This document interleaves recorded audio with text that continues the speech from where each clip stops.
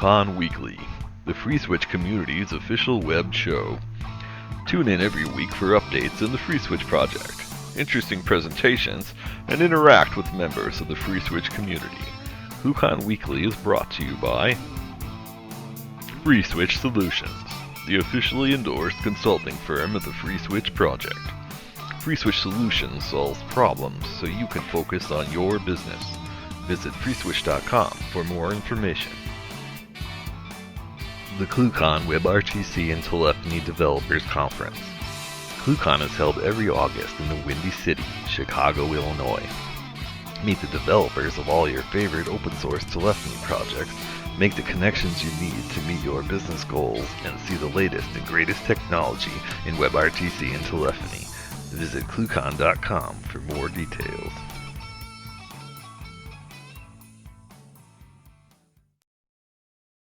All right, guys, welcome to ClueCon Weekly. Today is May the 18th, and we'll have Dean Elwood, CEO of Voxygen, a UK company that helps Tier 1 mobile carriers deploy services, and we'll be talking about how they use FreeSWITCH to act as an enabler for that. So you guys stand by for that. Coming up very soon, we've got ClueCon, and I know Mr. West wants to talk about that for a minute. Hey guys, yeah, so we got the calls for speakers open. If you have not submitted your talk, we'll put the link down below so you can submit your talk. Please go through the process, go online, get your headshot. Everything is submitted on the website. That helps us help you get in there quicker. Simon, I'm going to have to go get Simon. He's been giving me hell today. But he's at Camellia World this week, which is where Kathleen is. So I'm going to send her over to get him. But yes, get your talks in and register now. Pay later is available so that you guys can help me get my counts more accurate this year. It's always a nail biter until the Friday before because we do have a rush of people. This is our 12th year, and the previous 11 years were exactly the same. So I want to kind of prevent that rush at the end there and plan a little bit better. If you have any speaking ideas or multiple speaking ideas, submit all of them. Multiple. You may get one, you may get two. We don't know. We're going to pick the best of the best. We would like to see more talks about IoT. We have brought some IoT elements into ClueCon, and I would like to see some really in-depth. I've been trying to get Tim Patton to show up. He is a really good person that would be an awesome speaker on this topic. Him and I tend to agree about the security of IoT, and I think that's one of the elements he's working on right now. The schedule will start forming sometime in the next month. So please get registered, get in. If you have questions, comments, concerns, email marketing@cluecon.com. And don't forget to follow us on Facebook and Twitter. Follow FreeSWITCH as well on Facebook and Twitter. We put announcements out and post constantly. And if you have any questions, don't hesitate to ask. That pretty much cover it, Ken? Yeah, I think so, Brian. Yeah, so don't forget, guys, I just wanted to reiterate, Brian, on that buy now, pay later for ClueCon, you can go to ClueCon.com, hit the register link, sign up today, and you'll get an invoice for that that's not due till the 1st of July.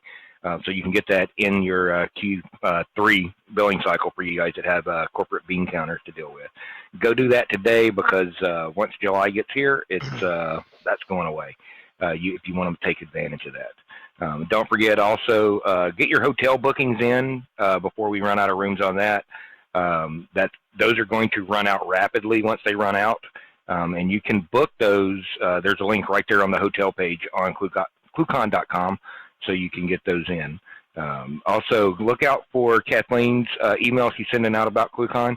We've announced several sponsors already that are going to be at ClueCon, going to have people at ClueCon. So if you want to see any of those sponsors, now's a good time to go look and find out who those are. Those are also posted on ClueCon.com.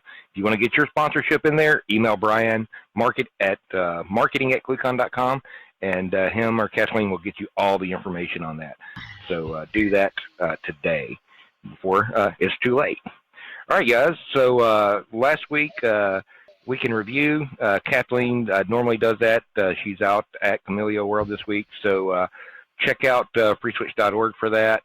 It's right there on the front page. Not a lot went on, just a bunch of bug fixes, so keep an eye out for that. Also, there was, we recently released the latest update to FreeSWITCH 1.6. So if you haven't got that already, go ahead and get that. You want to install that, and keep an eye out for that. So, all right, guys, that's pretty much it for me this week. This week, I want to introduce Dean Elwood. Dean has been around the wireless market for quite a while. I don't know Dean that well, but I do know that Brian and Tony and probably Mike Jarrett have worked with him in the past at one of his previous gigs. So he's been around FreeSWITCH and the wireless market for quite a while. Dean, how are you doing today?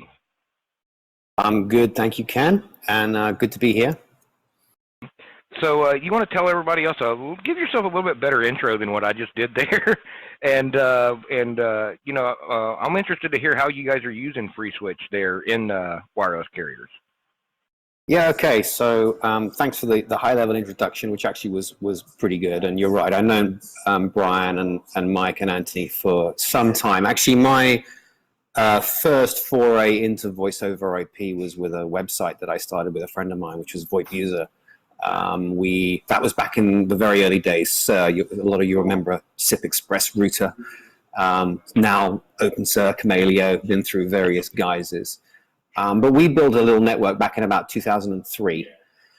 And VoIP user got to about sort of 70,000 odd subscribers, which we just picked up people who wanted to muck around with voice over IP. And I think from memory, FreeSWITCH featured pretty early on. Anthony will know when probably remember better when 1.0 came out. Was it about 06? Maybe even 05?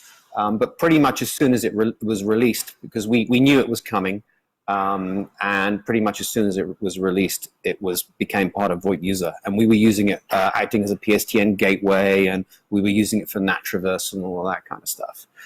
And that stayed with us up till about 2007, 2008. I was platform director of TruePhone, where FreeSWITCH was a part of their architecture at the time. I have no idea whether it still is now. I suspect they're still using it on a few things now. But it was a very key part of their architecture then. And I founded Voxygen after that, basically in 2008. And just to give people that don't know Voxygen a little bit of an overview of the business, it was founded really as a product consultancy business. So it was pretty much me, plus a couple of friends, and we were sort of hired guns. And we were talking to mostly tier one mobile operators, but also some of the incumbents. Skype was an early customer of ours, helping them to understand value-added services. How do we make more money? Minutes, we're all kept awake at night by the cost of minutes dropping down really rapidly. So our output was mostly documentary and presentation based, and we'd go along and we'd say, well, look at this market, this looks really interesting, maybe we can integrate comms into that. We can look at some unified comms stuff, communications enabled business processes, all the buzzwords that a lot of you guys watching will remember from a few years ago. And a lot of our clients said, this is really interesting. Can you build a proof of concept product for us? And really that was the entrance of the business into an engineering company. So our output stopped being so much document based and became, here, have a look at this. Here's an app. Here's something built. Surprise, surprise. Typically we were using FreeSWITCH for that. And I'll talk a little bit more about how we scaled some of those things in a minute. So really that was kind of the entrance of the business into, now we're a software company. And the proof of concepts that we built, a couple of them started to get some real traction. And our client said to us, we're a bit busy, but we want to take this to market. Can you build a scalable version of it? Of course, these POCs were designed really as demonstrators. So now, okay, we have to scale this product. Can you build that for us? So we said, okay. So our engineering team grew. We ended up with project managers and QA people and more engineers. And ultimately, the really interesting thing that happened around about 2010, 2011 is our clients started to say to us, can you run this as a managed service for us? Because it's kind of getting hard for us to onboard things now. Our guys are really busy, yada, yada, that kind of thing. So the evolution of Voxygen really is from product consultancy and strategy through this kind of POC and scaled product engineering business through to what we are now, which is 95% of our revenues are running products as a managed service for our customers. So that's kind of a little soup to nuts history on that. I think the key thing to say about the products is we kept the same ethos from day one, which is really these are strategic products designed to deliver either innovation or revenue, and preferably both. Those are not necessarily they don't necessarily have to be combined, but at least one or the other, and preferably both. So yeah, now we're kind of a full unified communications managed service business, and we've got a couple of really interesting things we've been doing lately with O2 in the UK. Some will be familiar with some of the things. Mobile call recording is a significant product for us. O2 UK is our UK partner, where at the moment we're in the process of launching a bunch of stuff in different countries. O2 UK is the one I'm allowed to talk about because it's out there in public anyway. So we have a mobile voice recording product that we run, which records voice and SMS calls for compliance purposes. And we have a really cool conference calling product called Just Call Me. And both of these products work by the fact that we have a full network integration with our carrier partners. So with O2, we have dark fiber interconnect straight into their switching sites, and we run and manage our own platform. And essentially, inbound and outbound calls come through us when they're provisioned for Voxygen services. So as an O2 customer, you can phone O2 customer services, and you can say, "I'd like the call recording bolt on," and they'll provision that for you, and they'll charge you for it. And then your inbound calls and outbound calls will come through our platform alongside your SMSs, and we do all the magic in the middle and do all the recording, and we have some cool encryption technology and other bits and pieces that we do with that. With the conference calling product on O2, it's called Just Call Me. It's out there. Again, if you're an O2 customer, you can phone up customer services and say, "I'd like Just Call Me," and again, that utilizes this dark fiber interconnect that we have with our carrier partner, which means we can receive inbound calls to your mobile phone number. And what we do is, if you're due on a conference call at 2 o'clock tomorrow, at 2 o'clock tomorrow, we'll turn your mobile phone number into the conference dial-in number. So the cool thing about it is, from a user experience perspective as a participant, I don't have a dial-in number and a PIN code and all of that sort of stuff. I just call Ken on his mobile. And we have a little app that then runs on the phone that lets you can control who can come into the conference and who can't, just to give some sort of discipline around it. And you can lock it when everyone's there. And you can run back-to-back calls, which is really cool. So if your 2 o'clock call overruns, people dial into your 3 o'clock call. We run 2 separate bridges, and you can kind of jump between the two and say, "Sorry guys, I'm running a bit late." If the calls are related, you can pinch the two together and merge them. Some really cool stuff that we do. But fundamentally, our products and services are based around this model of our platform that is integrated into the core carrier network. I know a lot of you guys will be familiar with the 2600 hertz guys in the US. Basically what they're doing in the US, we're doing in Europe. Very, very similar model. I think it's worth saying that our focus has been more on product. I think 2600 hertz focus more on their platform as an enabler. We focus more on the product. We actually have the white label products that we license, and our platform really is just a tick box on the order form. So that's kind of what we do. Any questions on that? Yeah, the only question I have is, how does FreeSWITCH? How are you guys integrating FreeSWITCH with the carriers at that point? Yeah, so FreeSWITCH is a part of our platform. It's in amongst a whole bunch of other components, some of which are well known to this community. A few we built ourselves. A few are not open source. We have a bit of vendor stuff in there, but basically we built a network that's designed to integrate to carriers that are either IMS or pre-IMS. As long as they can route calls via SIP, we can generally interconnect with them. And in IMS speak, we would probably say FreeSWITCH for us is an application server.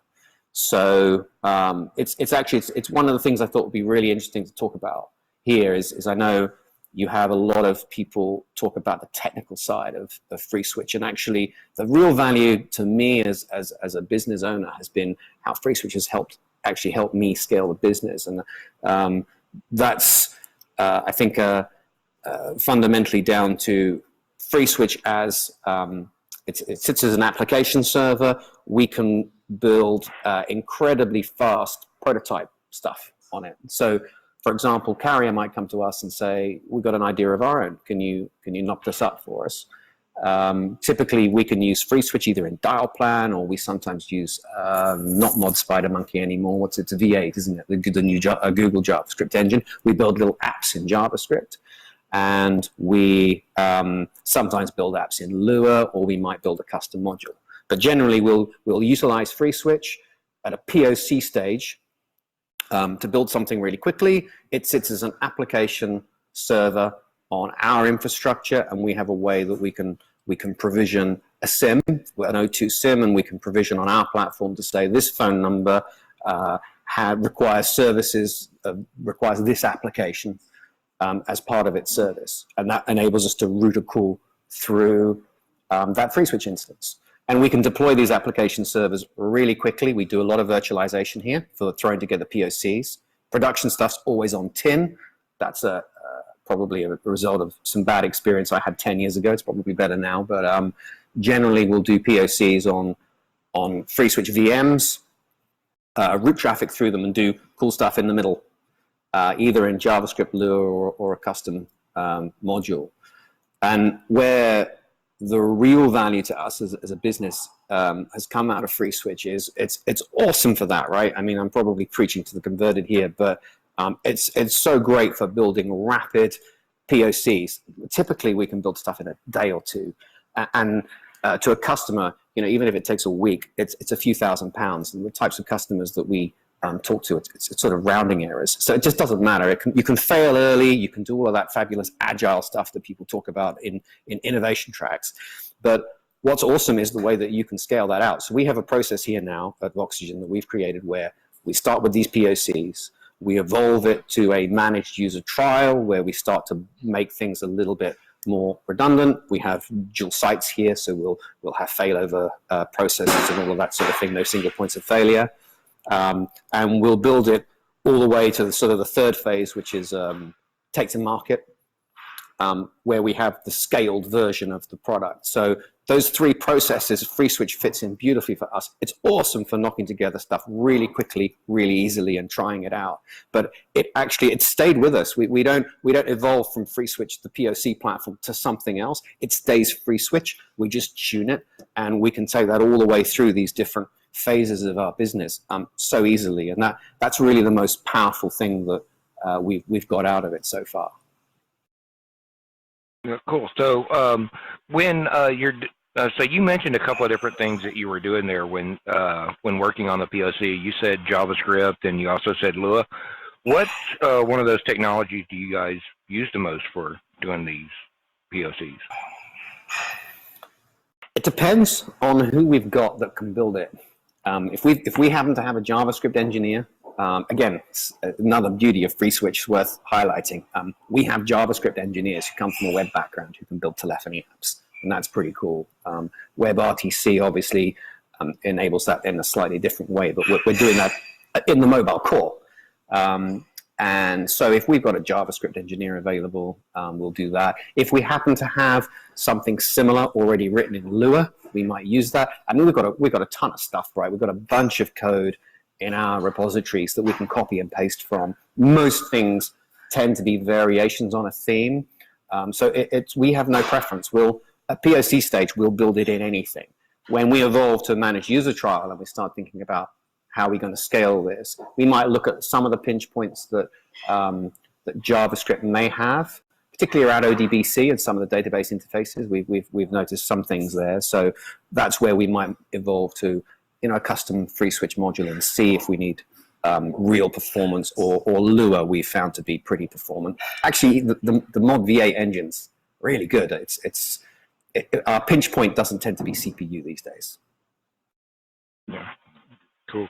Now, you were talking about how you guys are doing IMS there.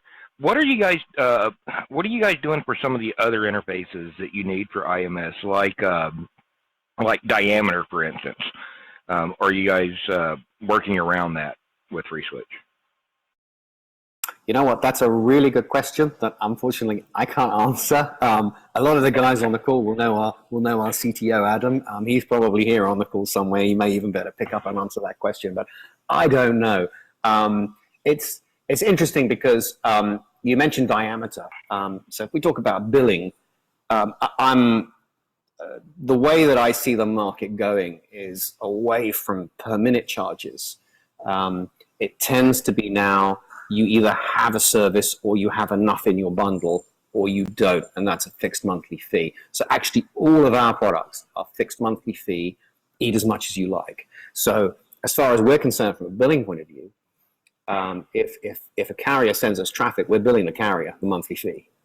And we're less concerned about the minutes and keeping track of that. We use CDRs for things like compliance. So for call recording, we need to know that if a call lasted 12 minutes and 3 seconds, that we have a recording stored that's exactly 12 minutes and 3 seconds. Otherwise, we have to flag up a compliance issue. But we tend to stay away as much as possible, I guess is what I'm saying, from some of the core carrier function and really concentrate on the product features that generate value for the customer.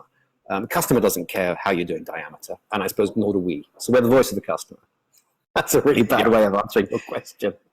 No, that's okay. I think we spend a lot of time talking about the technical aspects on this call, and I think that's important to a lot of our user base. But also at the same point in time, the business cases for doing things like deploying FreeSWITCH, and how you can actually save money with that. I think stories like yours on how you guys are leveraging this and how that fits in with your model goes back to give other people ideas and shows them that, FreeSWITCH is not just used for some guy running his mom and pop PBX, or he wants to have a PBX in his basement. It's used for real work, at real large scale. And it's not just you guys that are using it. There's a lot of others that I know about that I can't say much about. But it's out there, and so I like it when guys like you, Dean, or Adam, we can get those guys in. The different guys out there that are using it. So I think it's important for people to know about. So on the scaling side of things, what can you speak to that a little bit on how you guys scale up FreeSWITCH? I know you mentioned that you guys are doing it in VMs on the POC stage, and then you really, when you get into the managed user trial, y'all start scaling things up. Are you guys doing like horizontal scaling, and that kind of thing? So you're just adding more FreeSWITCH nodes as well as adjusting, your scripting that's tying everything together. Obviously, there's some optimization that has to go on in the software part on that part. But what about the scaling thing with FreeSWITCH itself? Yeah, it's a really good question, and actually it fits in with the first point you made just there around the business case. And like I say, it's actually the most exciting thing for me about FreeSWITCH, more so than the technology really is how it's helped us fundamentally as a business. Scaling. So yes, short answer to your question is we horizontally scale. Coming back to the business point you made, the value of that is, I can't mention vendor names, but we were in discussion with a tier 1 carrier that we built some stuff for in the end. And they were also in discussion with a tier 1 carrier vendor. One of the big 4, you know them, household name, right? I think their bill of parts was $3 million from memory. And we were talking about something here that was capable of, I think, 170,000 concurrent calls, something like that, or 120,000. Not huge. Our bill of materials was significantly less, and we had to build this business case explaining to a tier 1 carrier the new world that they could live in, which inherits from the web world, which is about commodity infrastructure running open source software. It's a very, very difficult conversation. Believe it or not, the CTO of one of these companies actually said to me, "What is open source? Can you explain that to me?" That's kind of the scary world that we were in at the time. And the way that we explained it to them was we kind of, the best way I could explain it was, it's like Google. If you look at the history of Google, what they did was they bought a load of commodity motherboards, built a load of commodity servers. They didn't even bother putting them in a case, right? I think that thing's there's a museum somewhere with that original Google cabinet in there. Dirt cheap components, stack them high, do it really cheap, and just anticipate a certain volume of node failure. And that's the model for our platform. So our horizontal scaling policy is, we don't use completely low-end hardware. In truth, we've found that for tuning stuff for real-time voice, we've landed on a set of key components that we tend to use all the time, and they're not bottom of the barrel stuff, but it's not top end either. They're relatively low cost pizza box servers. We have our own cabinets in data centers, and we basically stack them up, and we have a bunch of load balancing systems that sit in front of that, and we scale those application servers exactly that way, horizontally. But the way we had to describe this to a carrier was, we're kind of like Google. We do it like that. We had to explain open source, cheap tin, versus tier one vendor, real expensive tin, massive capex. And that's sometimes a bit of a struggle, right? Because the tier one carrier guy who's got this P&L, who's writing out this capex check, he's never ever going to get fired if he goes and buys something from Ericsson or Nokia Siemens or Gemband, or even some of the newer guys, or Acme Packet. If he comes to Voxygen and takes a bit of a punt on us, there's an element of risk there. And that's something that we've had to learn to deal with. And actually, scaling things as a business, that's been harder for us to do that than it has been on some of the technical side, which is horizontal, stack them high, stack them cheap. Yeah, cool. So, what? Just out of curiosity, what are you guys using for load balancing the SIP?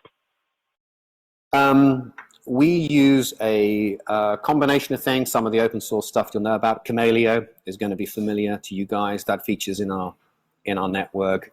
We also have some vendor kit, but it's a collection of best of breed available parts that we could get open source, combined with some vendor stuff where we need an edge device to a carrier network that's already been certified to work with whatever they have on their end, Ericsson SBGs and all of these devices at the edge of the carrier network. Frequently, they have a list of components that they're already certified. So sometimes we have to use vendor SBCs. Right, yeah, they want to see a specific piece of hardware out there. They don't trust certain things, apparently. Yeah, is it about trust, or is it simply that it's been tested? And you guys and you guys will know really well actually how hard and complex it can be to interop test SIP. It's not straightforward, and it can take a long time and very, very expensive. So I think it's as much about trust. It's about, well, if you go and buy that Acme Packet SBC, we already know it's been interop tested. Someone spent 50 grand doing that, so can you just use that? Yeah. Oh yeah, we've seen that. I know I've been through interop testing with level 3, where it's taken a month just to get through their interop process, because we're using open source and it's not on their quote unquote approved vendor list.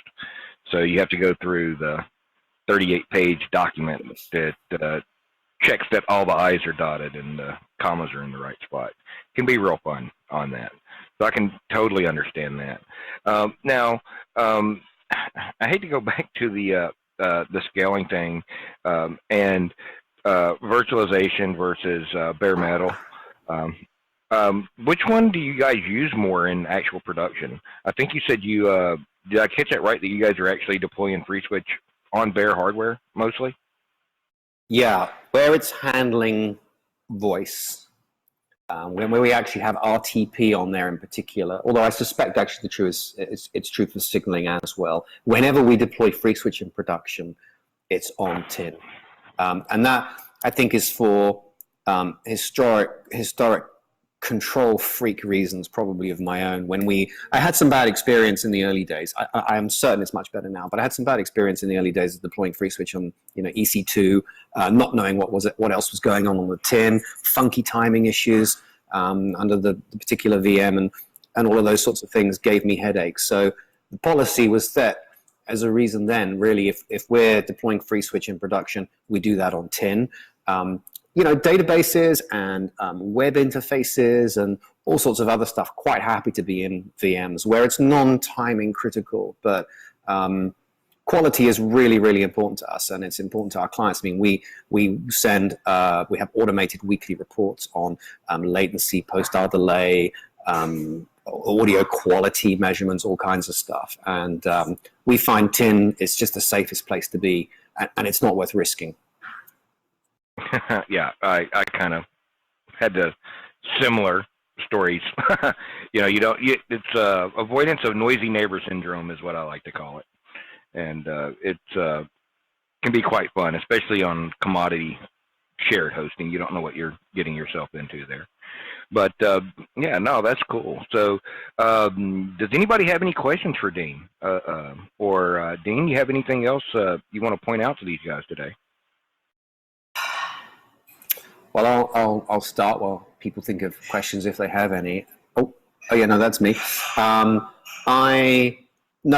think in summary, my point, and the reason I'm grateful to be here, and I'm grateful to Anthony and Brian and Mike and the team at FreeSWITCH is really, FreeSWITCH has fundamentally helped our business. It's enabled us to do some really cool things, and we've stayed with it since day one. It's grown with us, and we find that it scales really well with our business. And I think that's the thing that a lot of people miss, and they talk about the technical aspects of scaling it. But actually, when you grow a business, fundamentally you have to start introducing process into the company. And using FreeSWITCH and all of the tools that it has, we've been able to create processes where we evolve from this POC to managed trial to production service. And FreeSWITCH just stays there. It's kind of the beating heart in a lot of it as our application service. So that was really the key point I wanted to make. It's not just about the tech. Yeah, well, yeah, that's cool. Question. I actually just thought of a question for you. So, from a high-level view, what do you guys do when it comes to FreeSWITCH about node failure and call recovery? That's a really good question. Call recovery, we push out to the endpoint, e.g. the user, most of the time. So we could run parallel streams, and we could handle a node failure and immediately fail over to a second life machine. We typically don't. We will let it happen so rarely, touch wood. We'll let the call drop, which is something that actually in mobile networks we find users are so used to that they don't really skip a beat. They dial back again, and normally it's, I don't know what happened there, bloody phone networks, Yeah. And that's how we do it. We've not had a requirement from a client to actually have a seamless failover for one of our network failures. Certainly, I would say there are probably 100-fold more call drops that happen as a result of the mobile carrier than as a result of us having a piece of tin fail or a FreeSWITCH instance crash. It's pretty stable now. Yeah, so yeah, that's what we're seeing over here is more what I like to call next call recovery. So the box goes offline. Yeah, it's just going to go to a different node at that point.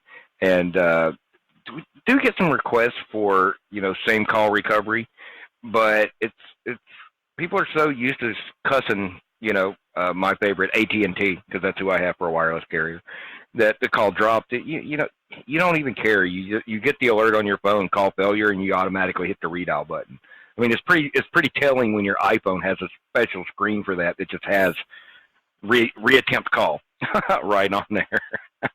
Exactly. So we're quite happy to, for the moment, leave that problem there. It's quite a complex, expensive one to solve. It can typically double your hardware bill of materials cost. So we tend to just kind of leave it where it is. And we have an automated failover. So we have We use things like options pinging and other various heartbeat models to understand when a server's died, and we immediately move over to another node. But we'll let the call drop and let the user dial back, and then it'll hit the good node on the return. Yeah, that's I think that's a sane way to do it. Now, just to give these guys, the people that'll be watching this later on YouTube, or maybe watching us on YouTube right now, if you had to guess, to give them an idea of scale of FreeSWITCH that you've deployed, how many FreeSWITCH servers would you say you're actually running these days? That's a good question. I have no idea. A lot. Somewhere around 2 cabinets. I don't know how many U is in a cabinet. So a couple of cabinets worth. Quite a few. U. There you go. I don't know. Pretty much as many as we can shove in there. I don't think we're quite full to capacity, but it's not far off. We've actually done. We did a lot of load testing. I personally did a lot of load testing early on, about must be 5-6 years ago, and I know Anthony's done a bunch of optimizations since this, so it probably goes bigger than this. But on commodity infrastructure, the more cores, the better. But typically commodity, which then was sort of 8-core machines, we could comfortably push 6,000 to 8,000 channels through a FreeSWITCH box. And if I had to bet how many we could push through a slightly more modern server now, I'd be betting we could tune them up to 10,000 or 12,000 channels fairly easily. Most of the stuff that we do doesn't involve transcoding. We will typically run out of network a long time before we're going to run out of CPU or memory or anything else. And we do things like we have gigabit NICs, and we bond them sometimes and do that kind of stuff to get a bit more throughput through those machines. But tuning FreeSWITCH, there's an art to it. It's a bit of a dark art, if I recall. There's a bit of documentation on the FreeSWITCH wiki, and a couple of guys posted some ideal configs. I think Mike Jerris might have done a couple of things on there about the good starting points for tuning. But a lot of it's trial and error. But I wouldn't necessarily say it's difficult. You just got to tweak that, test, tweak that, test, and follow your nose. Yeah, so I came out of early on with FreeSWITCH out of the dialer market, doing things like, I don't know, 500 million voice broadcast calls a month, and even without media on there, it can be fun tuning up the box to handle the crazy CPS. To kind of address that, I'm going to ask you a question I like to ask people that run at large scale this. What are your thoughts about trying to put as much traffic on FreeSWITCH as possible versus just buying another box and horizontally scaling it? Just buy another box and horizontally scale it. Hardware is cheap. It's the same thing as when we were looking at call recording. The question that cropped up all the time was, what are we going to bundle in for customers in terms of storage times? So most of our customers, we have, as an example, we have 36 of our customers are national banks on our call recording product. So this is pure compliance. They have to record their calls, and they have to store them for a set period of time. It's either 6 months or 12 months. I can't even remember now.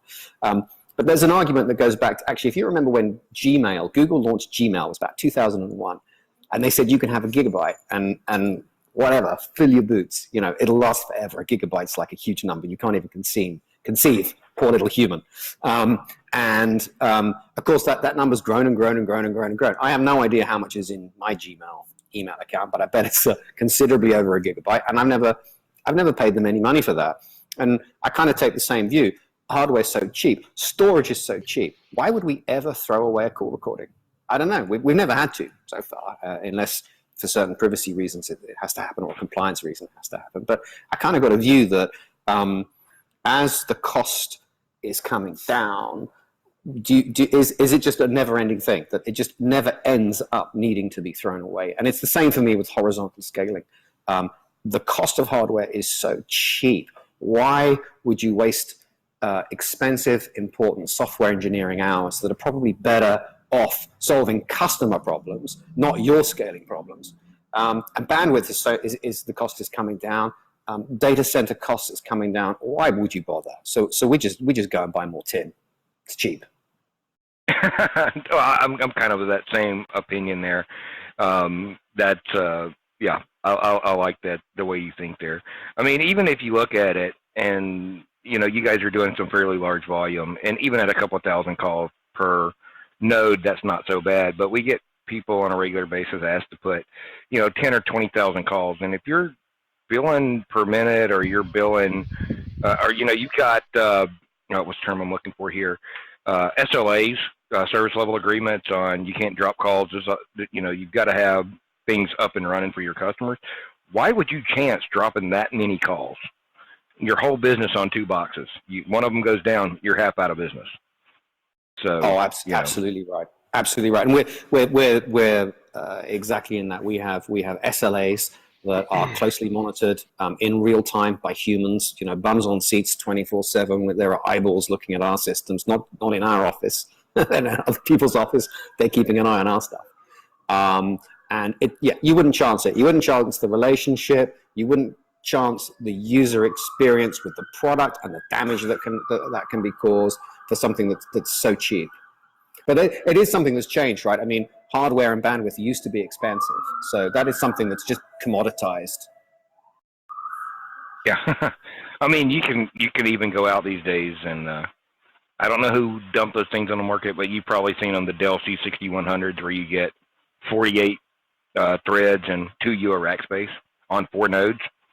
And it was Google. It was Google. I'm pretty sure it was Google that dropped those on the world. And it was a big company. Or we bought a couple of them. Yeah, I've got like 3 of them, and you can buy them today for like $1,500, $1,500, $2,000, depending on the configuration. And it's 6 UA rack space for 3 of them. You end up with 12 nodes, and it's like, do you know how much processing you can do with that? I use them for FreeSWITCH build nodes around here, and I can build FreeSWITCH from a clean tree checkout with all the build depths already installed in like 4 minutes flat. That just saves me so much time and dev and testing. It's not even funny. And, people want to turn around and, why are you going to spend $20,000 on a machine when you can buy, 4 for $2,000 and fit in the same rack space? It just doesn't make sense, not in my opinion. Yeah, I think it's a bit like premature optimization. If you lease a cabinet and you've got these MDUs, you may as well fill them with cheap servers in the first instance. It's easy to upgrade and put in a blade architecture or whatever if you need more density, or you need more cores per U or whatever it is you're after. But I think getting an empty cabinet is pretty cheap, and you can just stack it up and don't prematurely optimize it by going out and getting expensive tin.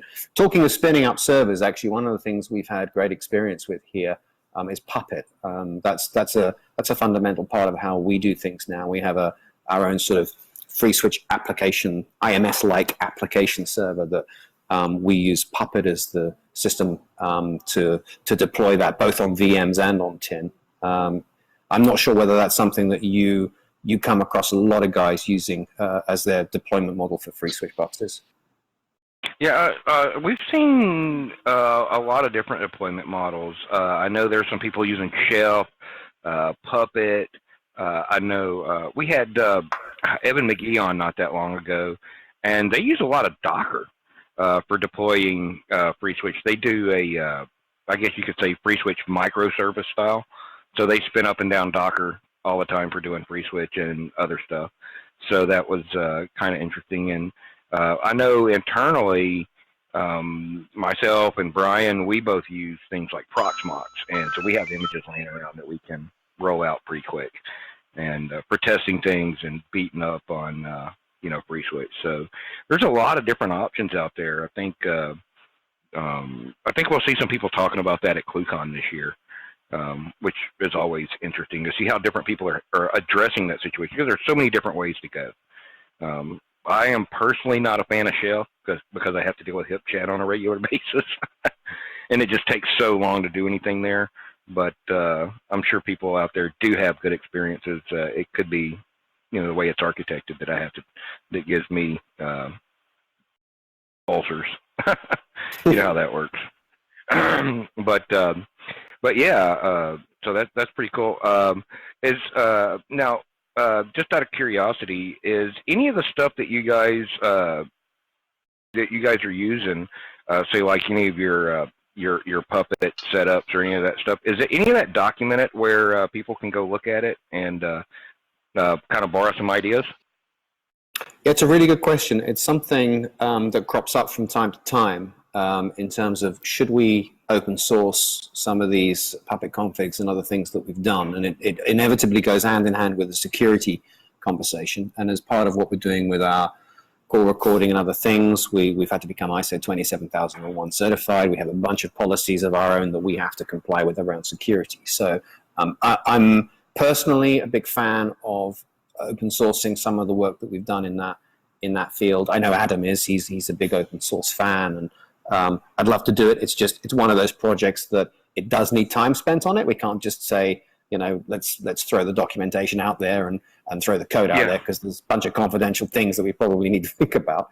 But I'm a big fan of doing that. I'd love to be able to do that and support the community. It's definitely on the list of things that keeps popping up in our kind of monthly get-togethers. Cool. All right. Yeah. Look forward to when you guys can actually do that. We could actually get you guys back in here to talk about that when you guys are ready for it, and you actually get it out there. So let us know. Let me know on that, or let Kathleen know. All right, guys. Anybody else have any questions for Dean? All right. Dean, any parting shots to get in here? No, I think I've summarized it as best I can, and hopefully some of that was of value to someone who's going out and starting a business or scaling one. Cool.